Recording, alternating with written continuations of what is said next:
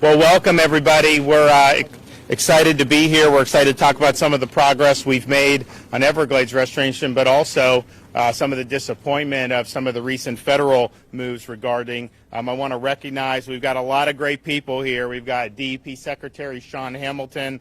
We've got Wes Brooks as our CRO for the state of Florida.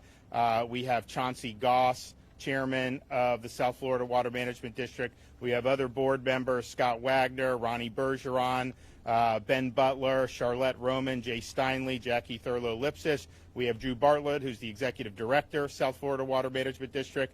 And then we've got a number of captains for clean water, including Daniel Andrews, who's the Executive Director, as well as Chris Whitman, Eric Eichenberg, CEO of the Everglades Foundation. We have Senator Marco Rubio. We have Congressman Brian Mast, Congressman Brian Donalds, both representing different parts of South Florida. It's good to be here. I will say, and Ronnie Bergeron, you'll appreciate this, for Christmas, the First Lady's gift to me was a pair of boots made out of python captured in the Florida Everglades. So we've upped our python capturing over the last couple years. I was able to highlight a fellow at the State of the State. In 2020, the winner of the python contest got 9 pythons. 2021, this fella got 41 pythons. And so we want to continue to be able to do that. It's very damaging what they do to the ecosystem there. So we want to continue to put resources in for that.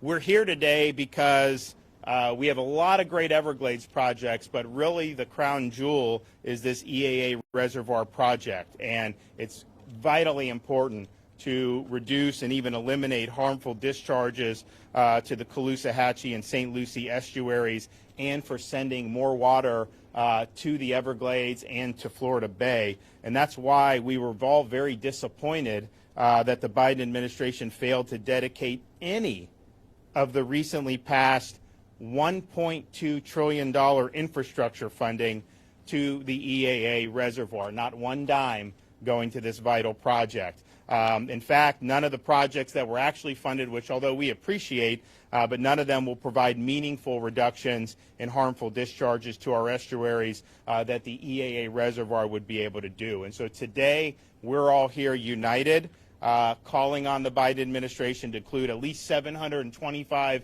million for Everglades restoration in the upcoming FY23 budget request, and to allocate the funds necessary to timely advance the EAA reservoir project. And so we need it funded. We also need it funded in due time so that we can actually do it now rather than have it drag on.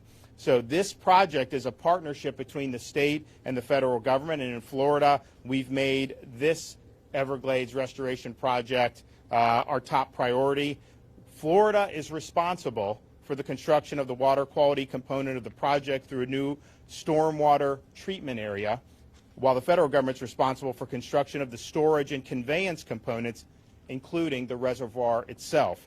Now, Florida has prioritized state funding for the EAA reservoir project, which is why the South Florida Water Management District began construction on the STA a year ahead of schedule. But the federal government has failed to adequately fund their portion of the project, and in fact recently announced that completion of their portion is delayed by 13 months.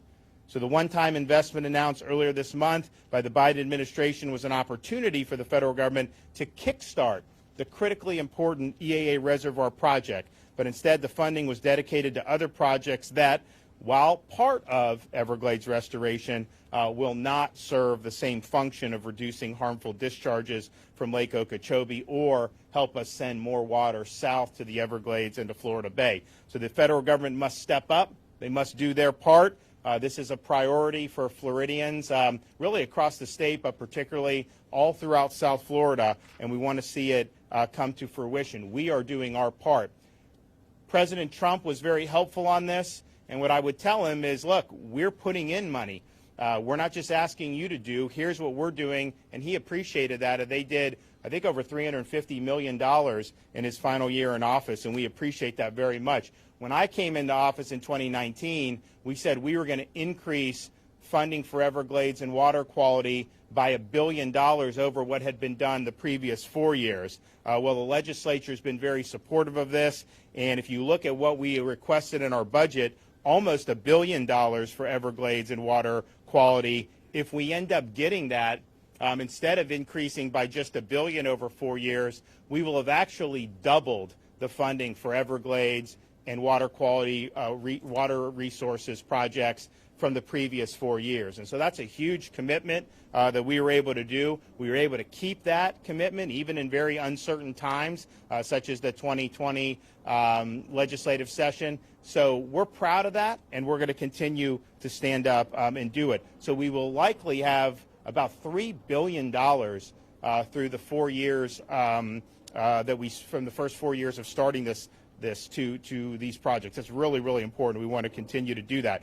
And as I stand here today, 43 different Everglades restoration projects have broken ground, hit a major milestone, or finished construction since I took office in January of 2019. This includes the STA 1 East project right behind me, a 5,000-acre stormwater treatment area, which is a component of the Restoration Strategies Plan and will improve Everglades water quality and send more clean water to the south. It also includes the state's portion of the EAA Reservoir project, which is well underway, and projects across South Florida, like the final phase construction on the C-43 reservoir and completion of the C-44 reservoir and STA.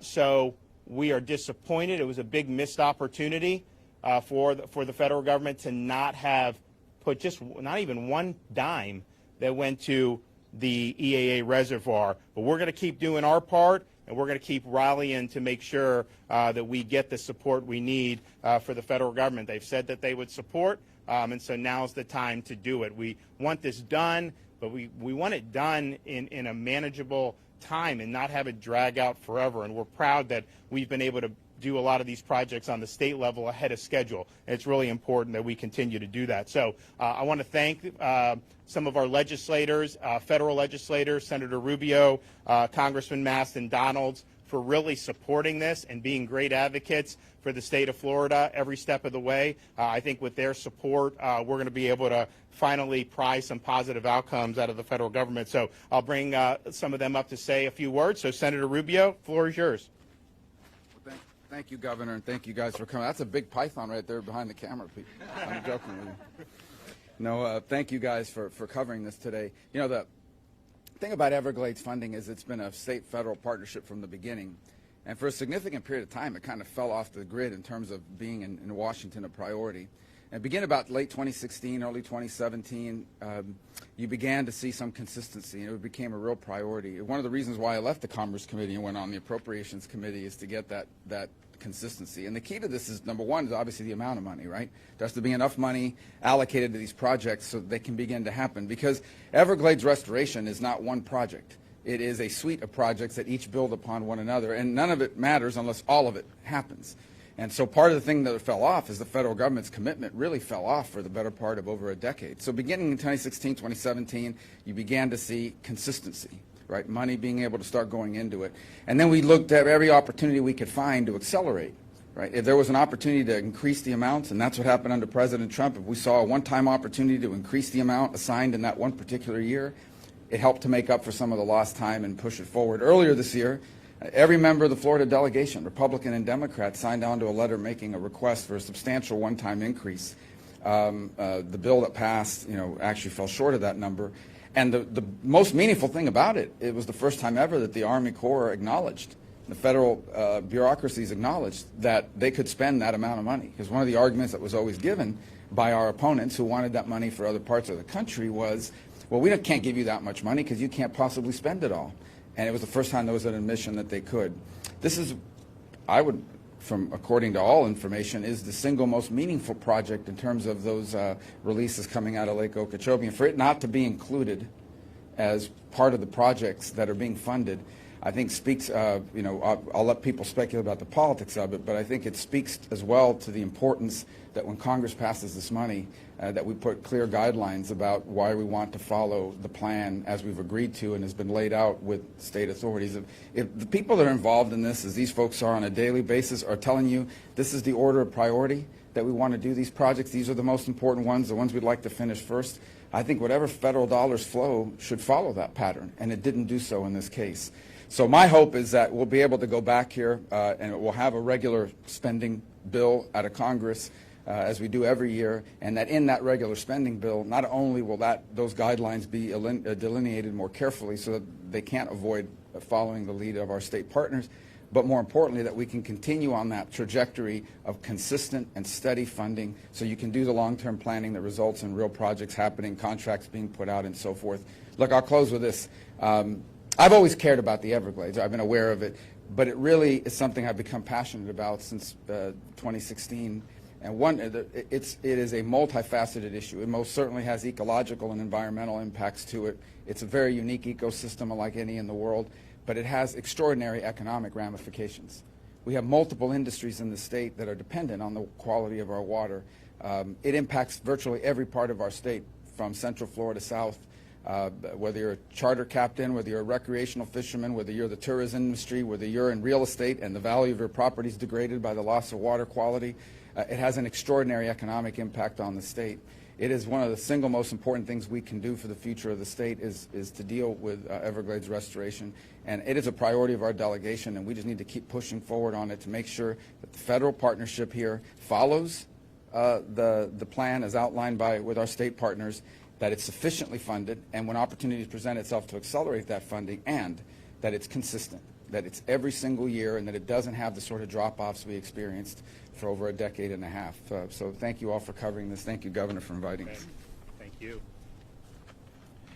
I'd also like to say, once there was more interest in the Congress, and I was actually there at the tail end of what Senator Rubio was talking about when they were doing it, prior to taking office as governor, I met with President Trump, explained to him about these discharges and how the Army Corps would discharge the water. I mean, the state, we don't control the discharges. I mean, that's done federally. But we asked, could you manage the lake maybe a little bit different? Congressman Mass was very much involved with kind of helping us, pitch the president on that. And to his credit, and the Army Corps' credit, 2019, I don't know that we had any discharges. I mean, we had very few. And really, the last 3 years have been far, far fewer discharges than what you saw in 2018 and 2016 and in those years. And so our view was these projects are important. You can't just snap your fingers and they happen. It does take some time to do. But if they could manage the lake a little bit better to try to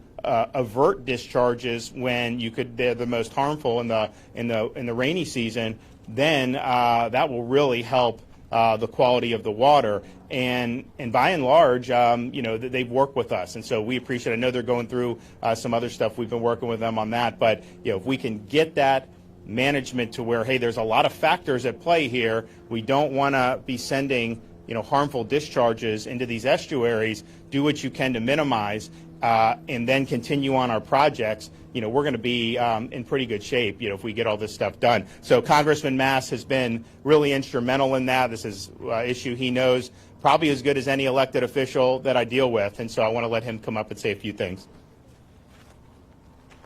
Appreciate it, Governor. The governor came in, he does everything strategically, and he looked at it and he said, what can make the biggest possible difference and help the most people? Well, if we do this reservoir, we can help the Everglades, we can help the East Coast, we can help the West Coast, all in one swoop. So let's go out and do that. That's just common sense. The state legislature put the dollars towards this, just waiting on those federal dollars to come in. This was the opportunity to do it. And, let's not be bashful about this. The governor said this is a crown jewel for the environment for the state of Florida.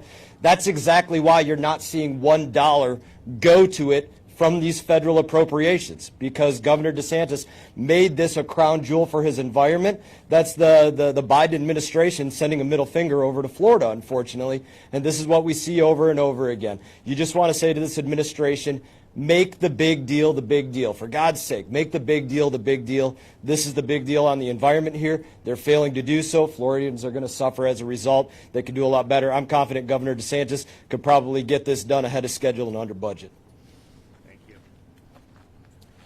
And we've with Brian, of course, we deal a lot with the communities affected by the St. Lucie, and he's been very big champion of that. But we also have impacts on the other coast of Florida, and when you have these discharges, when you have some of the algae that goes, it's been problematic. I think in 2018 if you look at the west coast of Florida, it was a real big problem with what they were dealing with. And so, we wanted to work with those communities, and Byron Donalds has been working with us on that, and he represents those counties in like Lee and Collier who end up dealing with this when you have these massive discharges. So Byron, why don't you come up?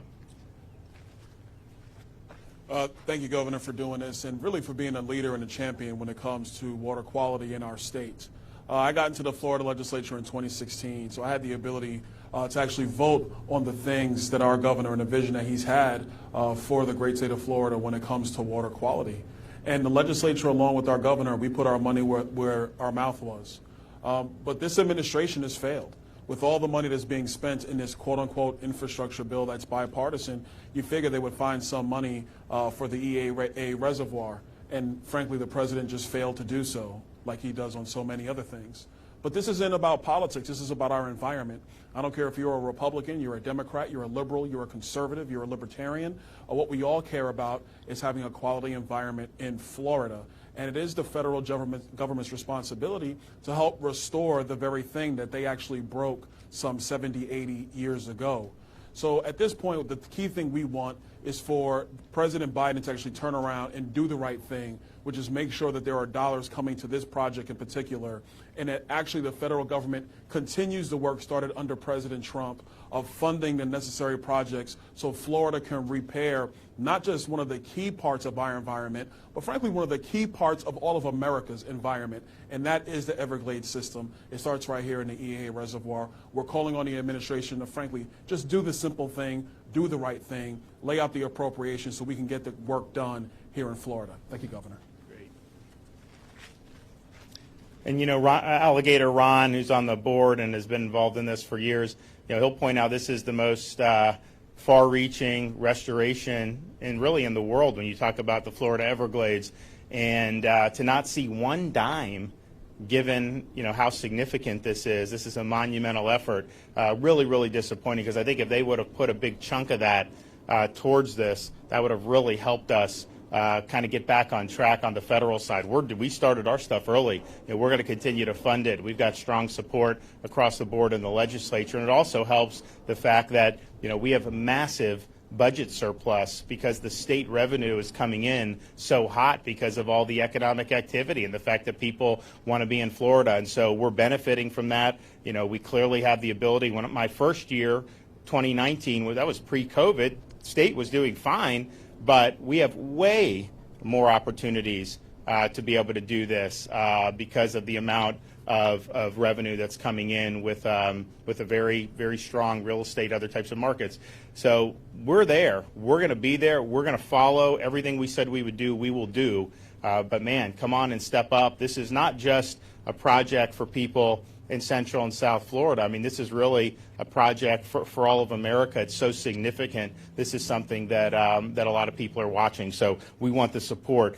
Sean Hamilton, DEP Secretary, has been really helping to push a lot of this stuff forward. And as I mentioned, we've done over 40 projects, either broke ground, finished, or made substantial progress toward since I've been governor. And obviously Noah was before Sean. Sean's not missed a beat, and he's really working hard to press all this forward. So I'll let Sean come up and say a few words. Thank you, Governor. I just want to drive home a couple of points you already have, but I think they bear repeating. Obviously the governor made the environment a key priority. And just his first week in office, calling for $2.5 billion to be invested in Everglades restoration in Florida water resources in 4 years. And I know there was probably a lot of head scratching at the time and questionable about commitment and follow through. But I think we can put that to rest. Florida is 3/4 of the way of having invested over $2 billion over the past 3 years. And trust me, as a secretary, being able to use the word billion is sometimes inconceivable. But think about it, and through this continued funding, we have consistently found ways to advance Everglades restoration infrastructure projects that will rapidly improve the health of one of the most important ecosystems, not just in Florida, but in the world. And I think that's important because, again, this is, by nature, America's Everglades. So at the direction of Governor DeSantis and the support of the legislature, DEP and our partners at the South Florida Water Management District have supercharged state efforts to expedite additional treatment and flow capacity to the south. This includes the construction of the Central Everglades Planning Project and the EA Reservoir. Again, note, starting 12 months ahead of schedule. Again, putting 12 months ahead of schedule in a governmental entity, again, words you don't often hear in the same sentences, but again, leadership and follow through. To allow us to continue our momentum, the Freedom First budget, FY 22-23, continue that state's commitment by allocating over $660 million for Everglades restoration, and that's $128 million specifically for the EA Reservoir. And so under the governor's leadership, and the state of Florida has taken a strong lead to restore our river grass. And again, Everglades restoration is a joint effort between the state and the federal government. And so restoring American Everglades is one of the most challenging and ambitious hydrological restoration projects ever undertaken. So it's going to take all of us working together to get it done. And so again, thank you, Governor, for your commitment to the water quality in Florida and to the South Florida Water Management District. And we look forward to continued support and collaboration with our federal partners to get this done in the completion of major projects. Thank you. All right. Okay, and then finally, the chairman of the South Florida Water Management District, Chauncey Goss. They are really leading on a lot of these projects. We've been able to, over the last couple of years, do things like raise the Tamiami Trail. We have more water flowing south than ever before, and they're always looking for ways to do even more. Obviously, this project is a big part of that, but we have done others that have helped do that. So, Chauncey, why don't you come up? Well, thanks very much, Governor. It's an honor. It's a privilege for me to be standing here as the chairman of the South Florida Water Management District with the governor of the great state of Florida, with the secretary of the DEP, with our senior senator, and with the two congressmen who were most impacted by harmful discharges. I look around and I see just an incredible show of force here, and I sort of think, you know, nothing's impossible, guys. We can fix this. This is something the governing board and the staff were absolutely passionate about it, because we all remember what things were like when things were out of balance, when the water wasn't right. We smelled that stench of the red tides, the blue-green algae. We've all coughed. We've rubbed our eyes. We've wondered when the headaches would go away. We've watched in horror. So we looked out and we saw our wildlife, as we saw the fish kills, as we saw the bird kills, as we saw mammals being killed. We saw dolphins, manatees. We even had a whale on Sanibel. Those are just things that we can't sustain. We saw what this did to the Everglades by reducing the flows of water down there. We saw what it did to our communities, to our economy, to our families when we don't have the water right. And this is something the governor's understood from his first day in office. And his priority and the priority of the governing board have been to reduce these harmful discharges and to send more water to the south. His support for the EAA reservoir, it's never been a secret. And due to his leadership, as you just heard the secretary say, we're way ahead of schedule on that EAA stormwater treatment area. It's something I'm very proud of, and the governor's been pushing our staff, and we're happy to be pushed. Something the governor didn't tell you is that just 9 months ago, we stood right here in this very location, and we signed the project partnership agreement for the EAA reservoir that the Corps of Engineers needed. So it becomes a bit of a mystery to me when I look at Washington going on a spending spree and the Corps of Engineers having a $1.1 billion windfall. I was shocked, surprised, not pleasantly surprised to find out that not a dollar of that went to the EAA reservoir, which is our priority, which is what is important. So you look at, if we're going to reduce discharges, which is the goal, it is our priority, and if the EAA reservoir is the head of that or the key to it, then you follow the logic train and you go, why wouldn't you fund it?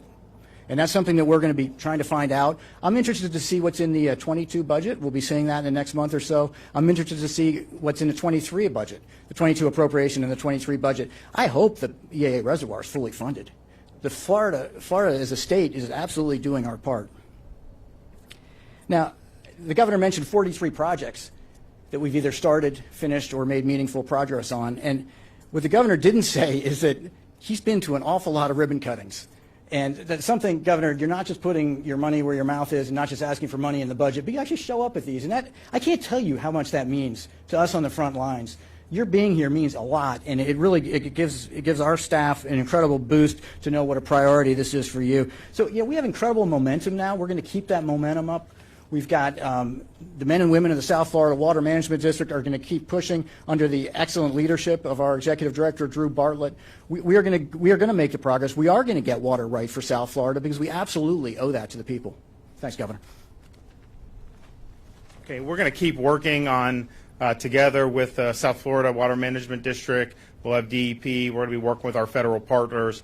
We're really pleased with the progress we at the state level have made. The federal is beyond our control, but we absolutely believe that with all that money that they're throwing out, they're spending like $15 billion on speed cameras. I mean, you're driving, they take a picture of your license plate, just send you a bill. I mean, I don't like that. It's adding more surveillance in our society. I don't know why you would want to go down that road. But they're putting all this stuff in there, and I'm just thinking to myself, could they not have pried just a heck if they did a couple $100 million, but they could have done a chunk of that reservoir with what they're doing, and that would have been something that would have been very meaningful. But alas, we're here. They didn't do that, but we're going forward with our parts. We're going to have a great, I think, legislative session in terms of support for Everglades and our water resources, and we're going to continue to put the pedal on the metal in the state of Florida. Okay, thanks everybody. We'll take some questions from people.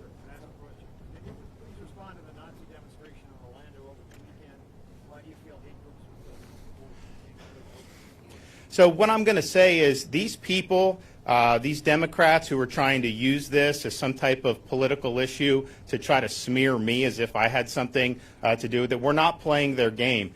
Some jackasses, doing this on the street. First of all, state law enforcement is going to hold them accountable because they were doing stuff on the overpass. So they're absolutely going to do that, and they should do that. But I'm not going to have people try to smear me that belong to a political party that has elevated anti-Semites to the halls of Congress like Ilhan Omar, that have played footsie with the BDS movement, that even have people in their party that have cavorted with Farrakhan. No, we're going to take our record in Florida and what we've done, sign the strongest anti-Semitism bill in the country. We've stared down companies who were indulged in BDS like Airbnb, and we've won. We've provided record funding for Jewish day schools, and we've had the strongest relationship between Florida and Israel than we ever had in terms of education, business, all these tremendous things that have happened since our state visit in 2019. And so they try to play games to try to politicize. Why would they do that? Why would they want to elevate a half dozen malcontents and try to make this an issue for political gain? Well, because they want to distract from the failure that we've seen with Biden, and they're all joined at the hip. All these policies, they all support in Florida 100%. The inflation that these policies have caused, that's absolutely killing people at the gas pump, in the grocery store, making everything we do in the economy more expensive. You look at the disaster on the southern border, people from like 100 different countries pouring into the country illegally, hundreds of thousands of people a month. They support those policies. Those are bad policies. You look at the crime throughout the country that's really spiraling out of control because of soft on crime policies. We're not going to let that happen in Florida, but that is something that they're tied at the hip with. You look internationally how our country's been humiliated, how these other problems are happening all because of the failure of leadership. And so that is what they're trying to avoid. Is being able to be held accountable for that. So we're not going to let them get away, with these stupid things where they're trying to smear somebody unfairly. And I will not be smeared by them. And that's just the reality. And oh, by the way, Florida is probably maybe other than Israel, the #1 destination for Orthodox Jews to move to if you look over the last 2 years, because we do it right, because we have provided tremendous support, and that's just what we're going to continue to do in the state of Florida. Governor, you had mentioned illegal aliens. Yesterday we reported 4 busloads of illegals were pretty much dumped off in Central Florida. You're going after the actual transport companies like American Airlines, but what about the hotels that are harboring these illegal immigrants? So first of all, we saw the video yesterday. I've had meetings. I discussed it last night. We had a meeting today in my office where we're getting the details. We've got a lot of assets that are involved in first identifying, what exactly is going on there, and then trying to figure out who's involved. What's pending before the legislature is going to be, I think, anybody who's involved in furthering an illegal migration, can be held accountable. So yes, the bus company that brings them in, if they're bringing them from the southern border here illegally, and I will say, some people say that they're H-2A workers. We'll see if that's true. Obviously, the penalties wouldn't attach if you're bringing people that are lawfully present. But that would be the transport companies.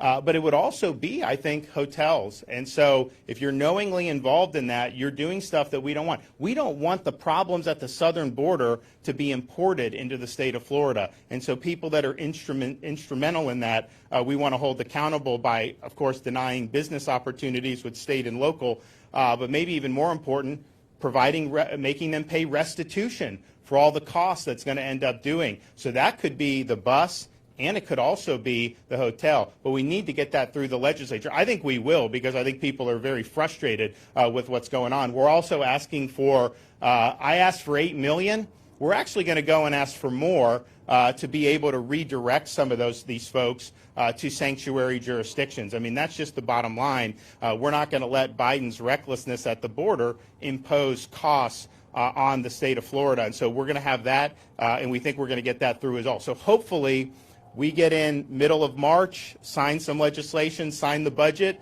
then all of a sudden those penalties will be able to attach. And I think the goal of it all is, if you have the penalties, or not, they're not penalties, it's restitution, because they're providing what it's going to cost us to do it. It's a fair thing to say. Governor Childs in the 90s, he sent the federal government a bill because they were dumping people illegally into Florida. And I think that's kind of the model that we're following here. So it's restitution to say, hey, here's what you owe by what you're doing.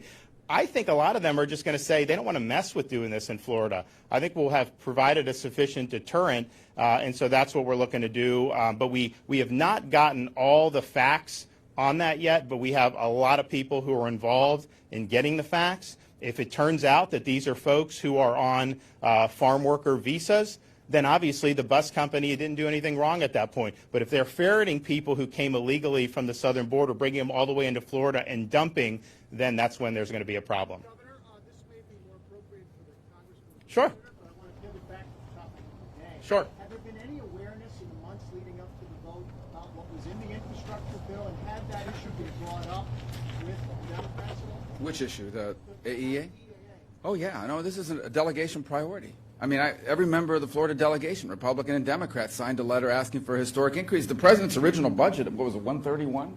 Where it was underneath the baseline from a year ago. And we were asking for a big increase. The problem with the infrastructure budget, it was loaded up with all kinds of stuff that had nothing to even do with infrastructure. If this was an infrastructure bill, you didn't even have more votes. Why does it have all this money for the Northeast Corridor and Amtrak and because of New York? Money for California, money for Alaska because of the votes that they were able to get from a senator there. And beyond it, tree equity, going after racist highways, and putting alarms and mandatory infant alarms in every car. I mean, the list goes on and on. There's a bunch of money in that bill. It has nothing.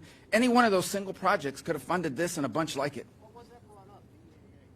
Was it brought up? All the time. Of course it is. I mean, it's one of the key components. Look, this is a state-federal partnership. There is a work plan in place, and it's designed according to not just engineering, but what works best, what would have the biggest impact. So you want to prioritize dollars to the projects that have the biggest impact. It is widespread and understood in the delegation that these projects work in conjunction with one another, and this one had vaulted to the top of the list. So everyone understood. I actually think it's one of the reasons why it wasn't funded, is because they understand that had become a priority for policymakers in Florida. And it's unfortunate that that's the tack they've taken.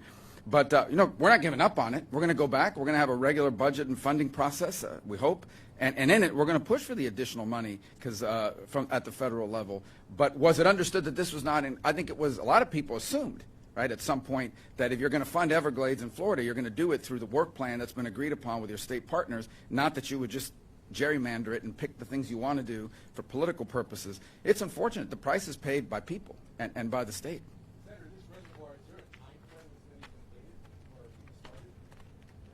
on the federal side? Both. Drew, best case scenario and worst case.